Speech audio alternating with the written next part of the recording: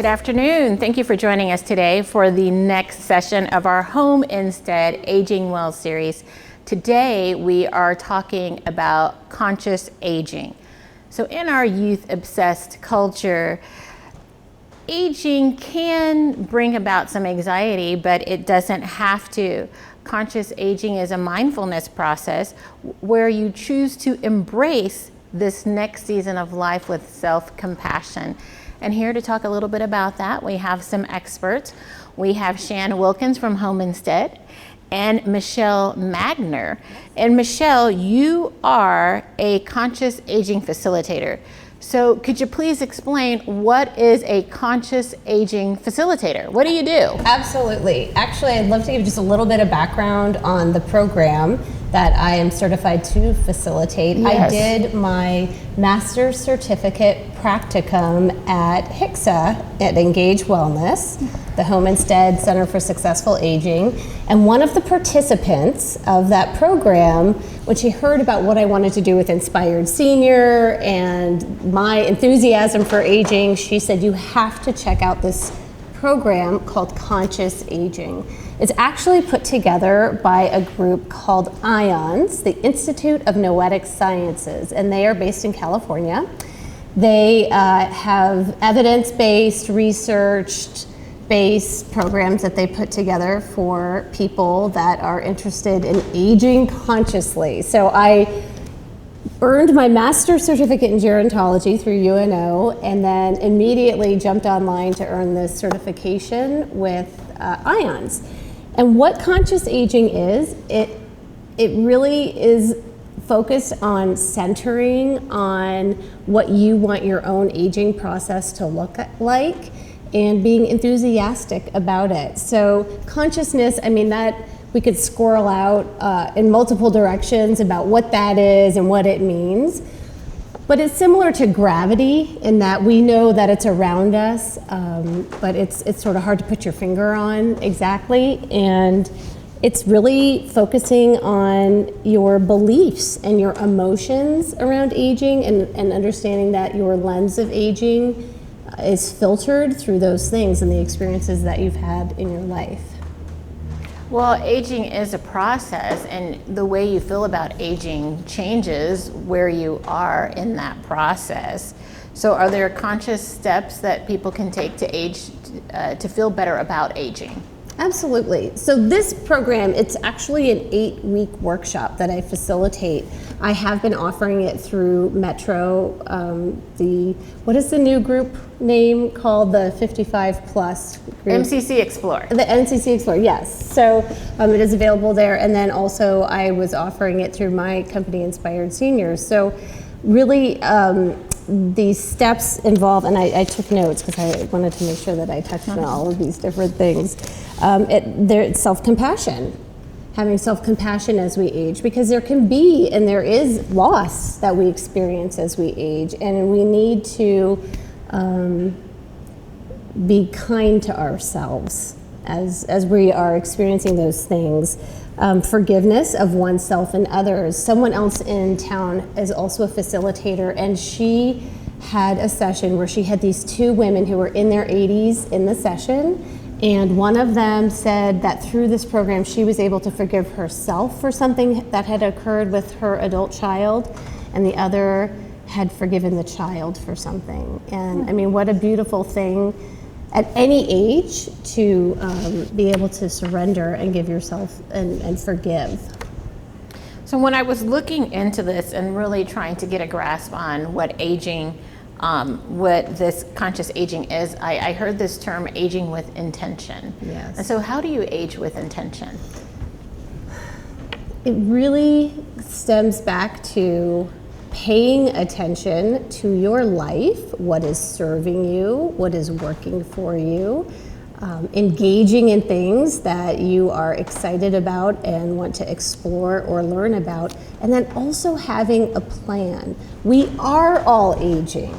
It's very important to acknowledge that, and if you ask anybody who has lost someone what we feel is prematurely, you know, there's a lot of grief around that. So let's let's embrace the fact that we are aging every day, and let's start to make plans for what we want that to look like.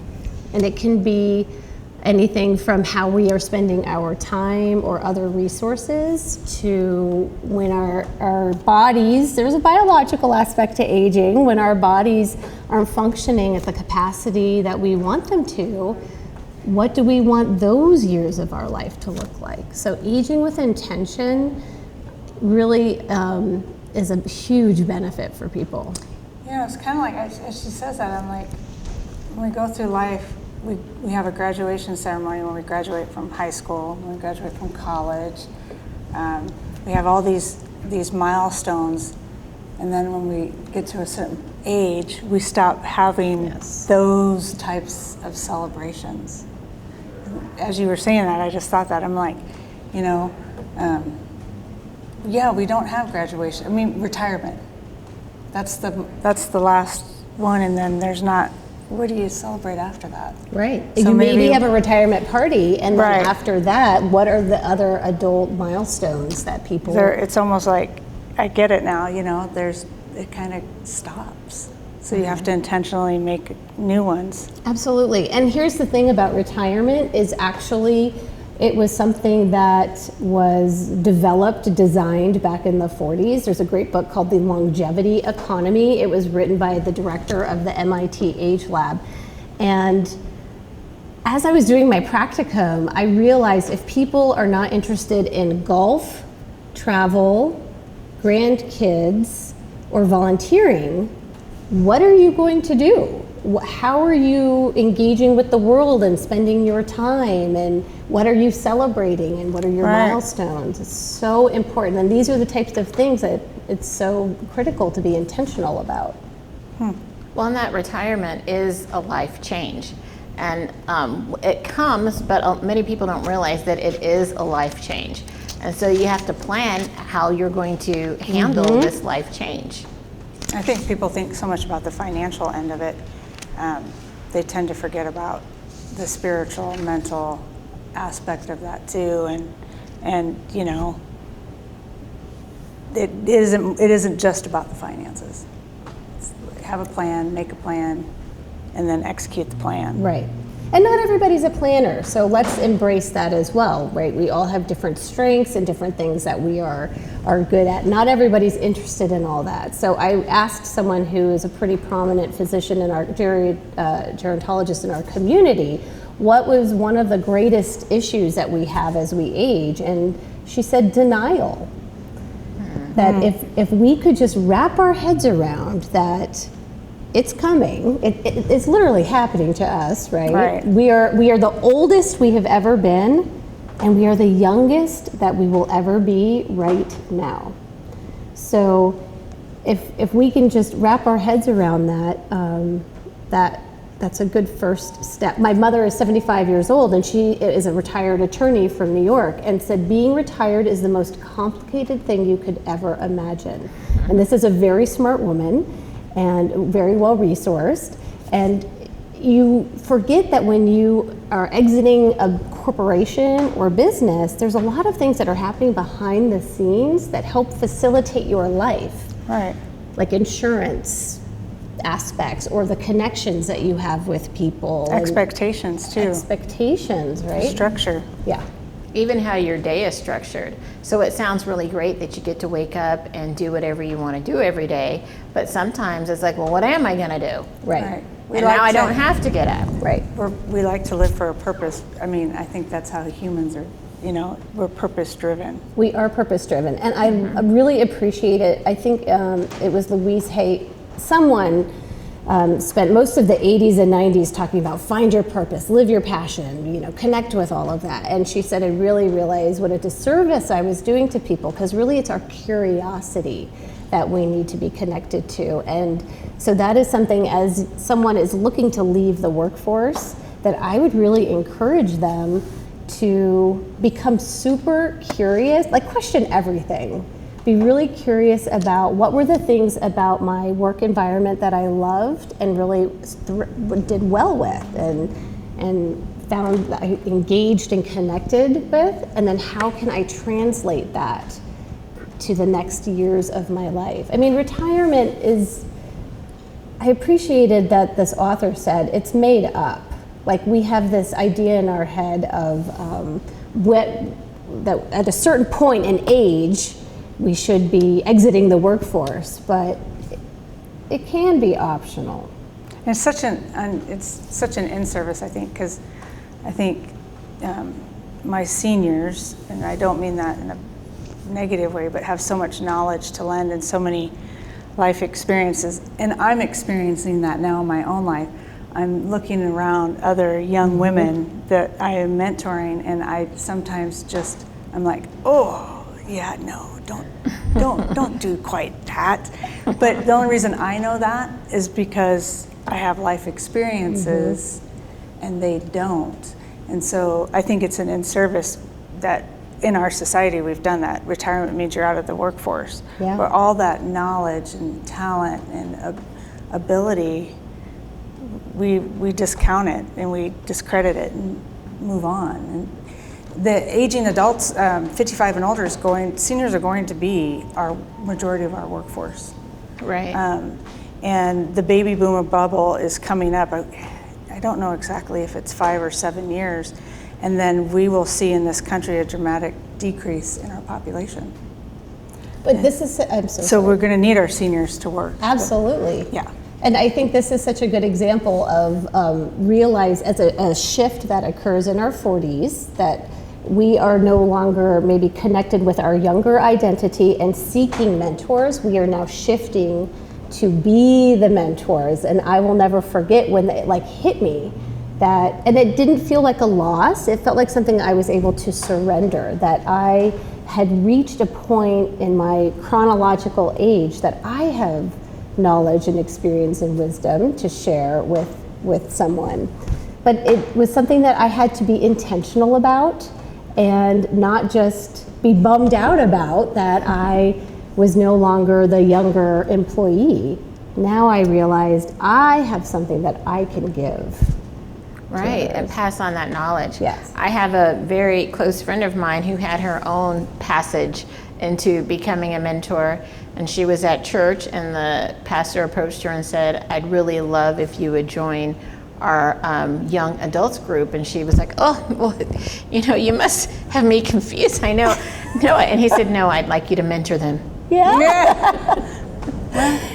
Yeah. So that in her mind, oh, I guess I have transitioned, and I am now the older person. I'm no longer, she thought to herself, I'm no longer the young adult. Well, and so this is the point of the conscious aging, right? Is to not take those moments and feel sad or bad about them, but to embrace them, like acknowledge it and embrace it, and then move through it. Because we have culturally in our society, ageism is so prevalent, and it really starts in our 40s. You start to hear these little whispers of, I'm too old for that. Or you wake up and like, when you turn 40, like at 5 minutes after 40, you really need to have cheater glasses because you really, your vision really changes. And I'm like, and then my grandpa used to say, well, when you stretch and it hurts, you're old. Okay, that came about 45. And I'm like, oh, you're kidding. Yeah, you change. Yes, yeah. There is a shift. Yep, there is. Or if you wake up and you've done nothing and there's an injury. Yes. Right. Yeah, you're like, You've done nothing, but there's an injury. Someone told me recently they sneezed and broke a rib. So, like, I don't know how powerful that sneeze was, but I mean, biologically, as women age, our bones become more compromised, and so it's important to be intentional and take those steps.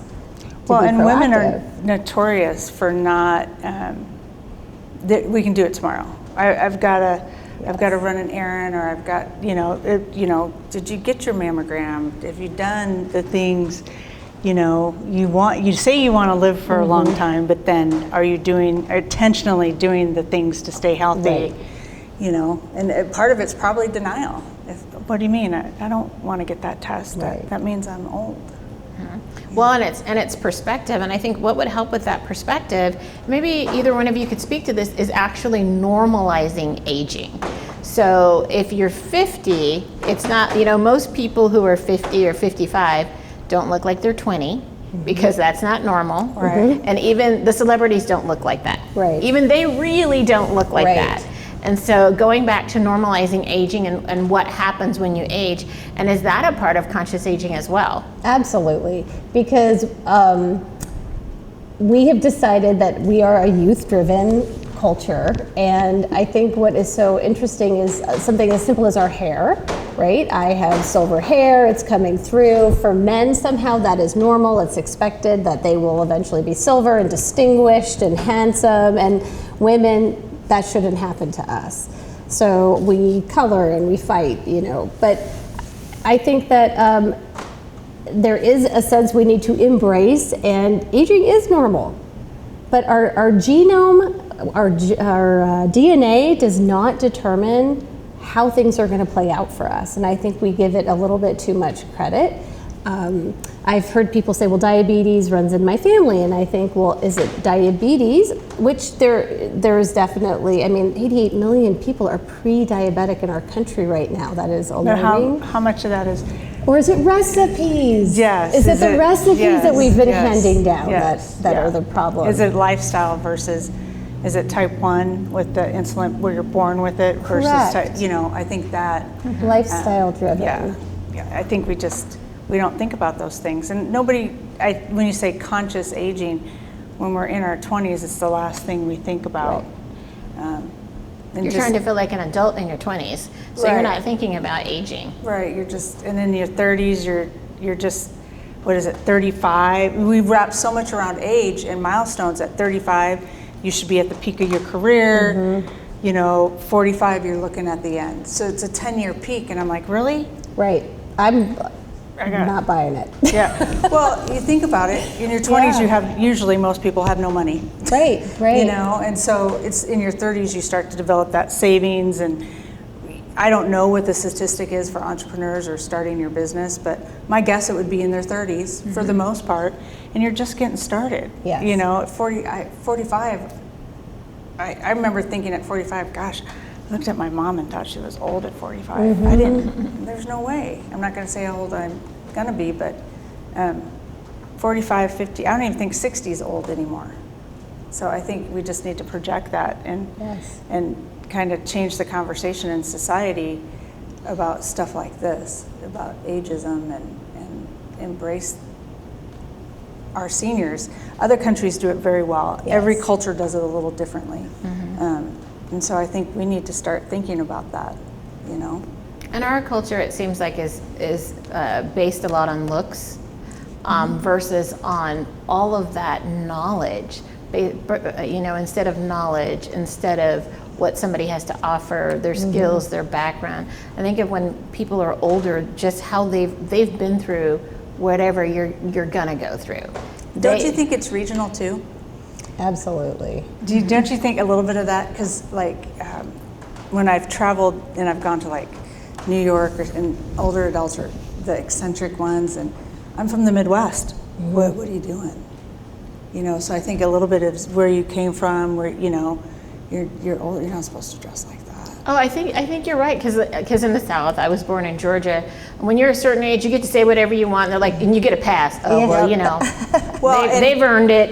And I don't mind saying I'm a Baptist, and you know, you wear a hat at 50. I mean, that's kind of like a rite of passage. You get to wear your hat, you know. So I mean, I think we subconsciously do some of these things, and so but somehow through history, in this country, we've made it a negative thing. Right. And we know that we're not all aging at the same rate. Like if you look around at your peers, you can tell who is aging, I don't want to say better, but maybe in a more healthy way than not. And maybe that's where it starts. I don't think I didn't have the knowledge that your body will wear out. You will, this is going to happen. There was not an emphasis on that. And you know, women, we wear heels. It hurts our knees by the time you're 45. I mean, so I think if we did that more of value your health, and like you said, change the recipes, and take that knowledge too as you move forward. But there's some biological things. Our hormones change. I was watching this comedy, and this lady made the comment. She said, I've lost that hormone. I forget the name of it, but it's the one where we go to the back of the cave when we can't have babies anymore. Oh my goodness. It was funny, but she's right. Yeah. We change. Yeah. Men do too. Right. And so you have to think about that, and not. I think people are scared of it. That's why we value our looks and that type of thing, because you're more approachable. People think if you aren't wrinkled and you know, you don't need help to get across the street. I think we think like that terms instead of how much knowledge does that person, how many presidents has that person lived through, and you know, what technology, what do they think of today's technology when they didn't even have a TV, some people that are still alive today. So I don't think we value it as much as we should. I think we look at the outer shell. And I think there's also, so there's these physical changes, but then there's also just what stage you are in life. And so for me, I'm noticing I've been raising these 3 kids. So now I have this 21-year-old who's out of the house, this 18-year-old who graduated from high school, and so things are a bit different.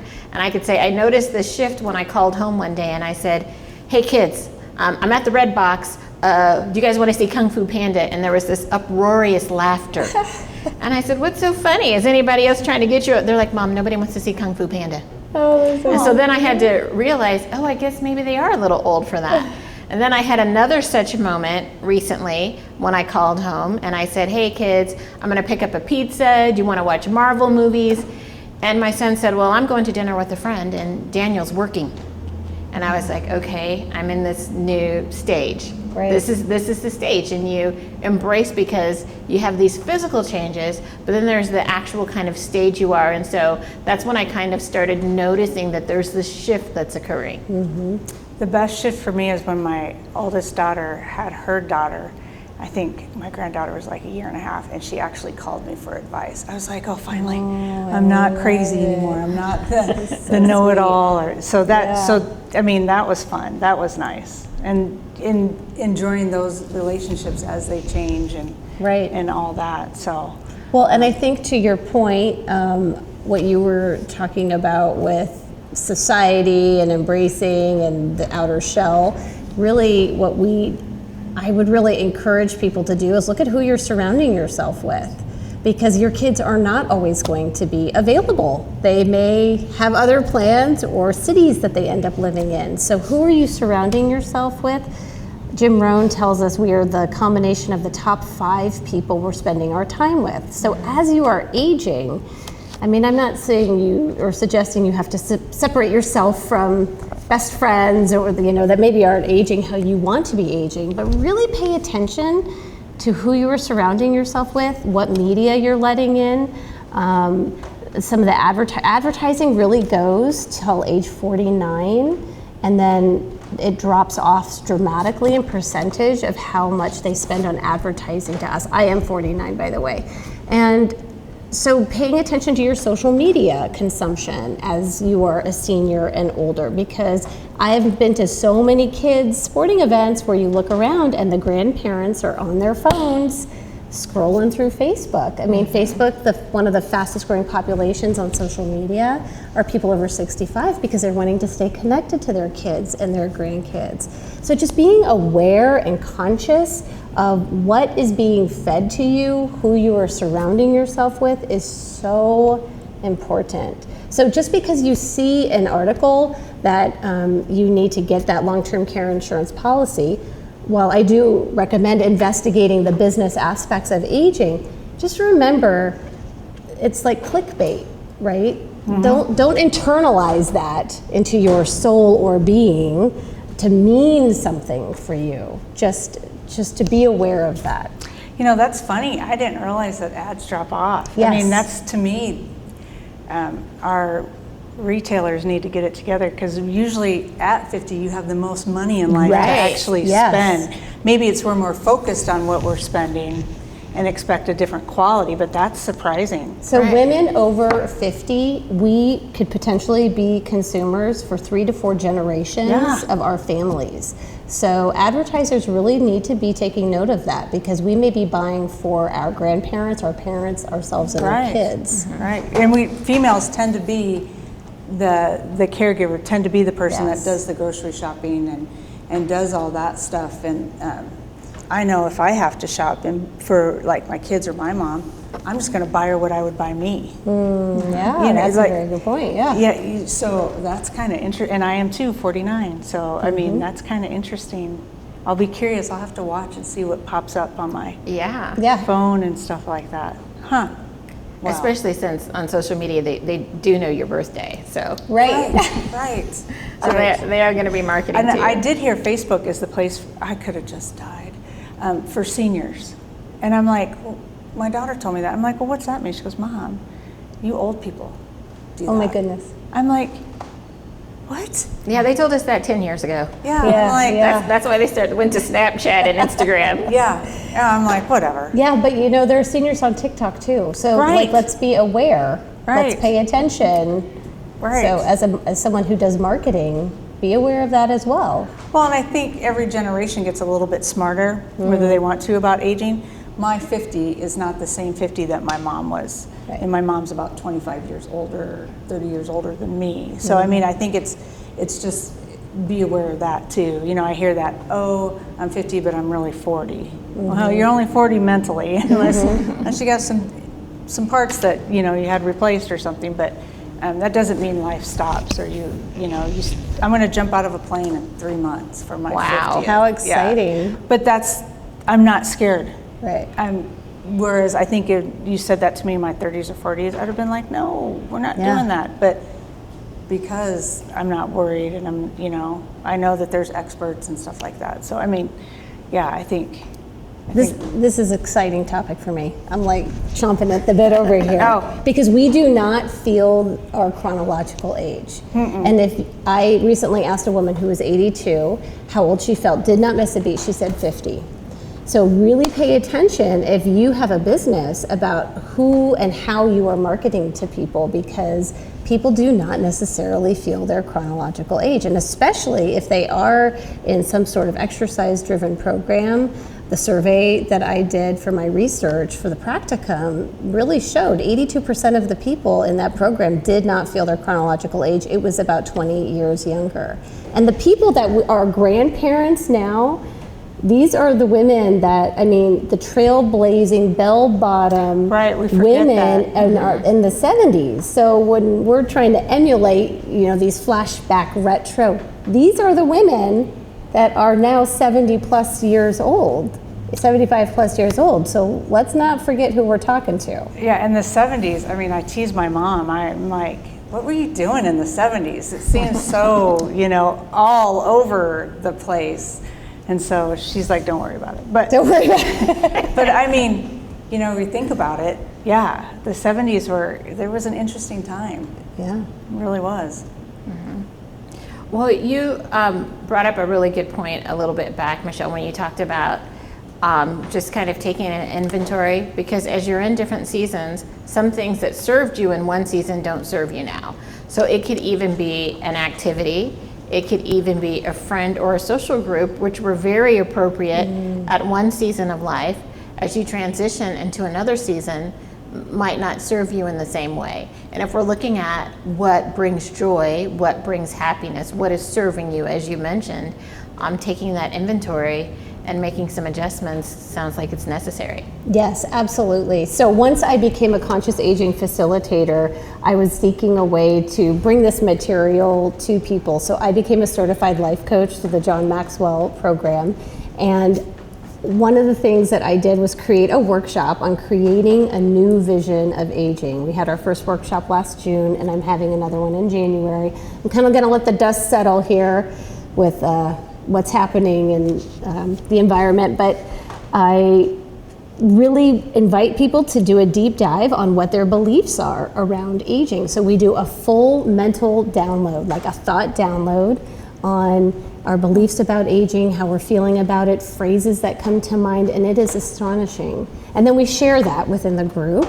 And then from there, we look at time. How do we think and feel about time? Because there's a lot of pressures around time, really at every age, but certainly as you're nearing the end of a lifespan, there are a lot of thoughts and feelings about that. And then what do we want to hold on to? What do we want to keep? What is serving us? And then what needs to be let go? And there are certain things that maybe you really acknowledge that thought has gotten me to this point in my life. Like, it has kept me alive, it has created my career and my family, but what I'm realizing is that now it's harmful to me. It's not serving me anymore. And how do you want to shift that? Who are your aging role models? Who do you look to? Who's doing it right that you want to and surround yourself with? And maybe you don't have to actually get to know them and have coffee with them. Maybe it's someone that you can buy their book or listen to a podcast or something like that. So those are part of what we talk about in that Creating a New Vision of Aging workshop.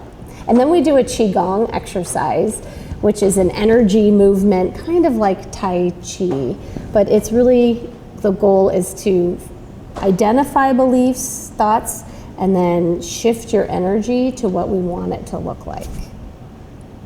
Well, you just said something really interesting that I'd never thought about before, which is, who are your aging role models? Yes. Do either of you have aging role models? Does anyone come to mind? Jane Fonda. I don't Yeah. even know that I like her. Well, I mean, but she's in her 80s. Right. She's still working. Right. She Right. appears to have some healthy lifestyle habits that are her cognition is Well, and she's been a part of every decade. right. So when I think of, that's who I. Yeah. Yeah, but she's one of the few women I know that have had no problems with her age. I don't think she really. Yeah. She talks about it, and it's not a big deal. And yeah, she's still working. Well, she made all those exercise videos in like the Right. 80s. It paid off. Look at her today. Super I mean, healthy. it paid off. But she was so funny. I was watching her talk about the show she's doing on Netflix, and in one of the series, you see her do her hair, and she takes out these strips. And I was like, what are those strips? They pull her face up. Oh, interesting. Yeah, and and she talked about in an interview, she's still vain. Yeah. Women, and we are. But yeah, and who was in that? Is it Lily Tomlin, also in her 80s, Yeah. which just, Yeah, she would be another one. again, it goes back to that time aspect of it feels like a mind warp. Like, how are these women Right. at that point in their life? My role models 100% are my parents. I have my mother and then my dad and stepmother. They are, my mother, the retired attorney, 75 years old, exercises with a trainer 2 to 3 times a week. She's on no medications. She's very clean with her eating. Not interested in the 4 things, the golf, grandkids, all of that stuff. So she started a blog. So she has a blog called The Curious Senior, and it's just exploring curiosity, reading books and doing book reports things, and food-related things. So really inspiring. My dad is 80, still working for the Census Bureau, and got a grant for a big project that nobody could understand fully with poverty, getting rid of poverty. And then my stepmother, who's working, she's a PhD therapist, and she's still seeing clients. So. Very inspiring. It's funny too. When you say that, we've talked about this, where as you get older, it's normal. Women would be a little incontinent, and it's normal. You get diabetes or you have heart disease. Or you forget. That's the one that drives me the most crazy. None of that is normal aging. All of that is you may not be able to stop it, but it's not part of the normal aging process. And so if someone you love or you notice cognitively something is changing, go to the doctor sooner than later. Right. Because you can do things to find out what's going on and be proactive. If women are having, usually women are not incontinent because they're older, they're incontinent because they had multiple births. Vaginal birth. So and that can be fixed too, which gives you a quality of life. And so it's just, have the courage to, if you have an issue coming up or have an issue going on, to approach your healthcare provider and say, hey, this is going on and this is not normal. We do the eyesight thing, that is normal. That's, our eyes are changing, and Our metabolism changes. Those things are normal, but they're not excuses not to stay healthy. And so, yeah, that drives me nuts. And I think if we started changing that concept of, oh, they're just older, so they forgot. No, being older has nothing to do with forgetting. Right. It sounds like that might even be a part of that ageism, because if you're younger and you're experiencing a symptom of something, you go to the doctor, or you acknowledge this is a symptom, this isn't normal. But all of a sudden when you're older, it's attributed to being older, when really it's still a symptom of something. Yes, I read a book recently, and he was saying, if you think that forgetfulness is just for older people, be a college professor. Right. Because people in their 20s can't remember anything. Like, they are constantly forgetting deadlines and where the keys are and things like that. But to your point, the last 12 years of our life are spent, because we're living longer, are spent with chronic illness or disease. So it's not necessarily age that is causing all of these symptoms. It's the fact that we have diseases that are causing these issues along the way. And if you go to the CDC website and you look up chronic illness, it will tell you the top 3 chronic illness, and then how to prevent chronic illness. They're all lifestyle changes that we need to be implementing, which circles us back to being intentional and being conscious, and how do we want our aging senior years to look like? Because those little tiny changes that you make today, skipping soda, switching to water, just one time during the day. You don't have to give it up all day long, but just make one little change today. There's going to be a compound effect in your life and how you age. So you're right. Don't just chalk something up to being a certain chronological age. Right. Like, maybe there is something else going on, and a lot of those things are tied back to our mindset, how we're thinking about aging or ourselves and feeling about it. There are 6 dimensions of wellness. It's what the Home Instead Center for Successful Aging is foundationally built around. And that emotional dimension is huge. It's huge. When you wake up in the morning, how you are thinking and starting your day will set the tone for your day. Well, and I would say too, don't be scared, or don't be reluctant to change something. So if you be conscious of, how do you feel when you're all ready and you walk out the door? How do you feel at that moment? Are you ready to go to work, or are you feeling sluggish? Or then reevaluate, what have I done between the time I got up to the time I'm actually walking out the door? What did I eat? What did I have the night before? Right. Did I sleep the night before? Did I Is sleep? caffeine affecting me differently now than it did before? Just those types of things. And don't be scared to change up your routine. Yeah. And it's no big deal. But it's always hard to do the first step, no matter what. Right. And once you can do the first step, then you're fine. And and I think society-wise, which I am impressed with this younger generation, our generation, is so we have to have a job. That's our purpose, and we do what our bosses say, and we have a different value. This next generation values their time more than they value their work, in the aspect that they're not, I'm not coming up with the right words, so respectful of the work environment as maybe we are, and they value their time more.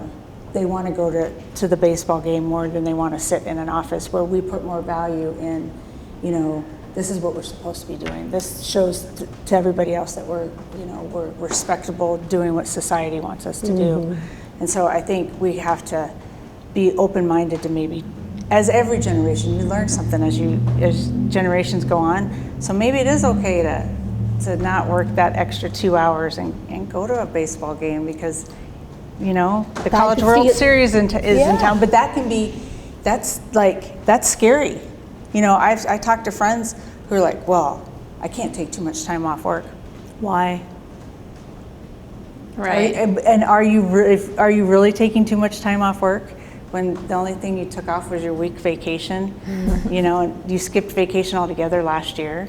So, I mean, Well, the definition of success definitely changes as you age. Right. And there is, as you brought up, the point that it's different with the different generations. So someone from a different generation might feel successful, might feel like, oh, I'm working in, I'm putting in the hours, but somebody else might feel more successful relationally. And that probably changes as you age. And if your definition of success was working, and now you're not working, then it's going to take that shift in mindset to come up with what does success look like now? What does success look like now? What does happiness look like now? What does self-fulfillment look like now? yeah. Well, exactly. And really, each of us have our own definition of what we think it will look like to be successfully aging. So your key points may be making sure that you can take a trip by yourself or with a family member, and that for you, like that to me is successful aging. Maybe for me, what is defined as successful aging is ensuring that I can FaceTime someone out of state that I love and having a meal or something like that. So we have to remember that how each of us define aging successfully can be different. And I think a lot of times what we want to do is put our definitions onto our parents or our seniors. So we think, well, what is successful is if you are fully engaged with every activity in the assisted living that you're in, or if you're at home, you know, that you are constantly going out and going to the senior center, and maybe that isn't their definition of aging successfully. Maybe they are satisfied with how things are. Yeah, maybe they want to sit in their chair and watch The Price is Right at 10 o'clock every morning. That's okay. I mean, Go watch it with them. We'll watch it with you, right? Yeah. I mean, there is a balance because social isolation was an epidemic prior to this pandemic. It is the equivalent of 15 cigarettes a day to have that sense of social isolation and loneliness. Or 6 alcoholic beverages a day. So we need to make sure that we are finding those balances however we decide we want to age. Make sure that you are taking into account some of the bigger concerns and how do you want to rise to meet those concerns. Well, and don't project. I talk to Yes. so many, I'm sure you have too, I talk to so many families who, you know, my mom's drinking. Is that new? Well, you know, she's not partying with her friends anymore on Friday night, so she still can't have a drink. My dad's getting remarried. My mom passed away 5 years ago. He's alive. We're Yes, social. yes. We're social creatures. These things are going to. So don't keep that in mind. That one, your parents are human beings, but don't project what your idealism is onto other people or your grandparents or that type of thing. Absolutely. You know, yeah. We're all right? We all know what's Right. best, and really our mindset when we are in that caregiver role for an older family member, we have to be aware of that and be careful, because maybe what we are asking for on their behalf is not what they want to do. Right, and I think we have to trust them. Yes. We have to, you know, trust that they've been doing this. They've been doing them for their whole life, so they know. You know, I think you can voice concerns, but yeah, I think I think of the driving thing. I think that's the biggest, hardest conversation because it takes that independence away. But that's to me that may be a necessary conversation.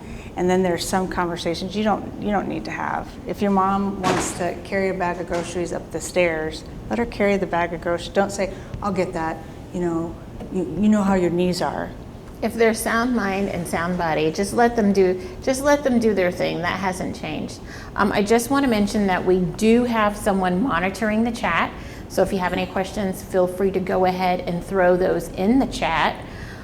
I wanted to ask you both, we've talked a little bit about beliefs. So what are some self-limiting beliefs that people may not be aware that they're having? It really starts with, I can't do that. and it starts when we are at much younger ages. We, by age 7, have identified our belief system based on the adults that are around us. So look around you and the adults that influenced you growing up and determine if they were in a position to help you decide your current belief system. So it's by age 7, which is phenomenal. So I think is one of those things that we keep taking with us. But part of it is that our brain is constantly seeking reinforcement of information to prove that we're right. So if I have the self-limiting belief of I can't do something, and then I literally saw this mother-daughter at Costco. She's probably in her 70s, 80s. I have no idea. She could have been 100, I don't know. And she goes to get a jug of olive oil, and the daughter's like, Ma, don't do that. I'll get that for you. And the woman looked at me, and I looked at her, and I said, looks like you can get it. And she goes, right? Yes, I can. It was hysterical. And then we both look at the daughter, and the daughter was like, oh, a little defeated. But your brain is always seeking the evidence to reinforce whatever thoughts and beliefs you are having. So that is just such a big one. And we allow people in our bubble, in our circle of influence, to reiterate that. If it's carrying the bag of groceries up the stairs, picking up the jug, mowing the lawn. I have a family that lives across the street from me. The huge snow comes, the older grandmother goes out with a shovel first, and then the dad comes out with the snowblower. So a lot of people culturally would think that's terrible, like that is not good looking out. But really, what a brilliant thing, because she's capable. Well, and it might be exercise for her. I mow the lawn because it's exercise. Right. It's not because my husband can't mow the lawn, but society says, well, he's sitting inside on his tush. Why isn't he mowing? Oh, I'm mowing the lawn because it's exercise. Right. So don't be all judgy. Yeah. I mean, if anything, go over and say, hey, can I help you? They're going to tell you yes or no. Right. So yeah, not everything is as it seems. What's that you read? You can only believe half of what you see, so much of what you read. It's very true. There's always a reason people are doing what they're doing.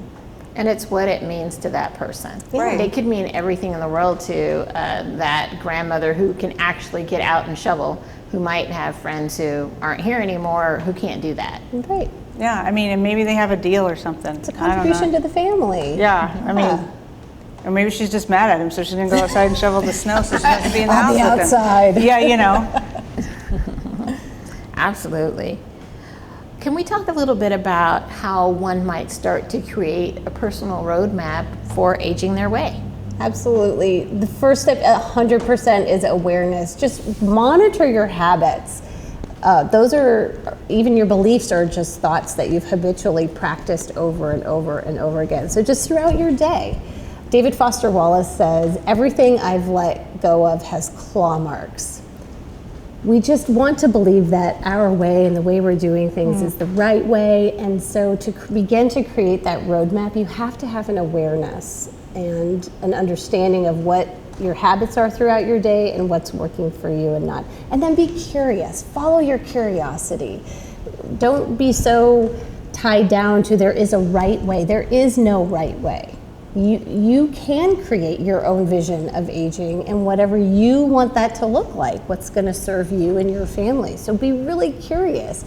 Take classes that are maybe out of the box that you wouldn't normally, like you're just a little bit interested in them. Pursue it. Read a book about it. Take a class on it. Listen to a podcast. There's so many great ways to explore. I always like to see those seniors that are like in their 80s and 90s who get their college degree. I want to be that person. Yes. And you find out it's a second. It's, maybe they were a doctor, maybe they were a welder or something, and and it's because they had the time to do it. When you're raising kids, Right. and then you got grandkids, you want to, then you want to travel. I had time. I was 75. I had time. Right. My grandfather at 81, when he passed away, he was a professor of biology for years and years. He was enlisted in the Army, and He was a microbiologist and a chemical engineer, and he did all of these, but he was in a class in a community college locally in Kansas City because he wanted to keep lifelong learning. Yeah, That those is the goal. professional students is what my family calls Yes. them. I had a brother that was like that. Yeah. Just finding something new to do.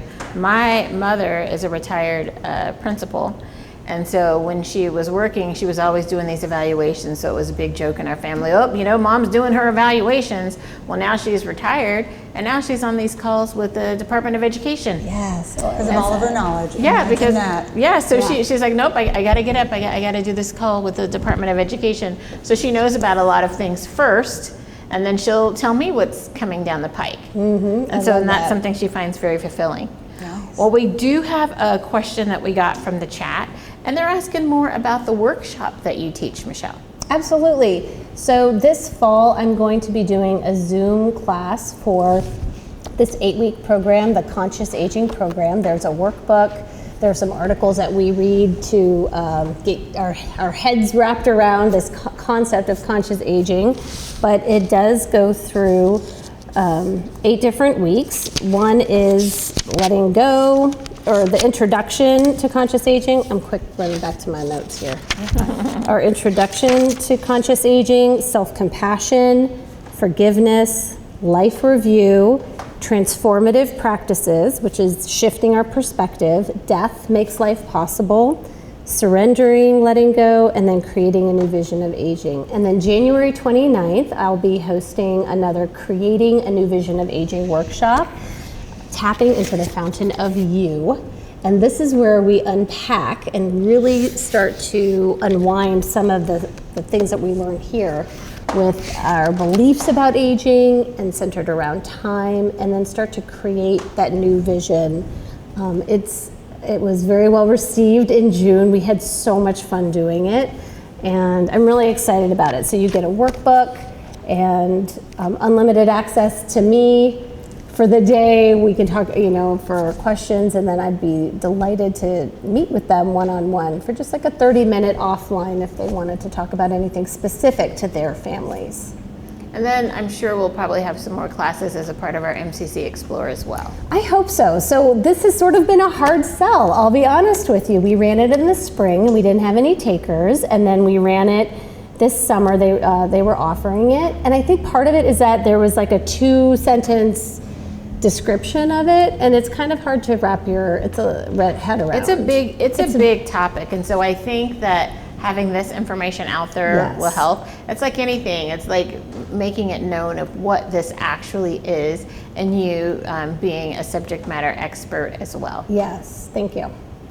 I wanted to talk just a little bit about, we've talked a lot about your perspective and your mindset, but then there's also power in reflecting back on what may have been perceived as a negative experience at the time, or even suffering that is just a part of the human experience.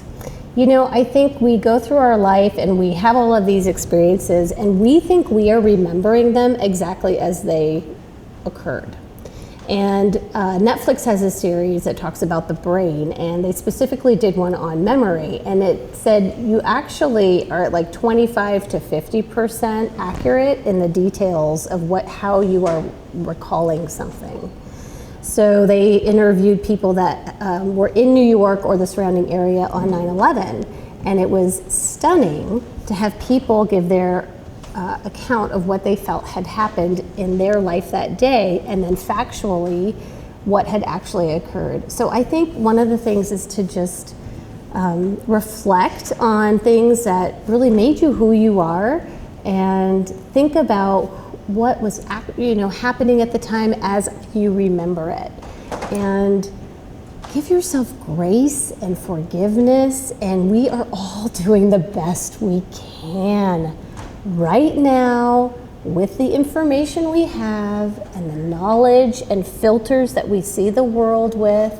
Aren't we just doing the best we can? And to have something occur in the past that is so hurtful or damaging, if you were the victim of something, you cannot go back and undo what has been done to you.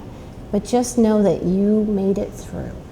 you made it. And so how do you want the rest of your life to look like? I feel like what I see in my environment working with people that are 70, 80, 90, 100 years old is something happens to us before age 18, and then we spend our whole life trying to untangle it and carrying that luggage around, just carrying it. And you're going to carry it with you right into the nursing home. I'm telling you, we have to manage our minds. We have to manage our emotions.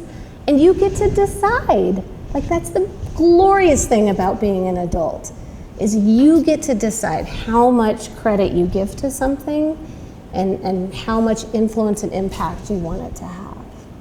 Well, and I think what you said about the lenses and the, you know, life's about stages, and you know, I would, as a teenager, I'd be like, oh, my mom is just crazy, she's overprotective, or this and that. But then when I became a mother, and I'm experiencing it with my own children, you get that, oh, I get it. Mm-hmm. I totally, okay, I understand. So that's a different lens. Yes. You know, and I think you have to, like you said, make a conscious decision. Are you gonna, you know, I always tell my son-in-law, you know, Josie's just got some Gucci emotional luggage that she's got to unpack, you know, and the Gucci higher, emotional luggage. you know, it's a little like, you know, sometimes I have my Louis Vuitton, depending on what, yes. you know, so it's just, you know, help her unpack it and then move on. And but I think recognizing that you have some stuff you're carrying around, and you need to, you're only hurting yourself. You're not going to hurt the person that caused the pain, or you can't go back in time and undo maybe decisions that you've made. But I think, and again, mental health wise, don't be afraid to seek help to walk through those processes. It doesn't mean you're weak. It just means you don't have all the tools available or the resources to get through something like that. Yeah. And nobody's going to take your birthday. I mean, the curiosity thing, nobody's going to take your birthday. What's the worst they can do? Take your birthday. I mean, you know, and trust that inner voice, or that sixth sense, or whatever. I mean, trust those things. If it's nagging you, it's nagging you for a reason. Yes. So, I mean, listen to it, and don't be afraid to figure it out, because you're going to feel better. It's not going to be on your worried list. You're going to interact in your life differently. You're going to take down barriers. So, I mean, nothing bad's going to happen. Right. Absolutely. There's a lot of strength and power on the other side of fear. You're not stuck, just keep on walking. Right.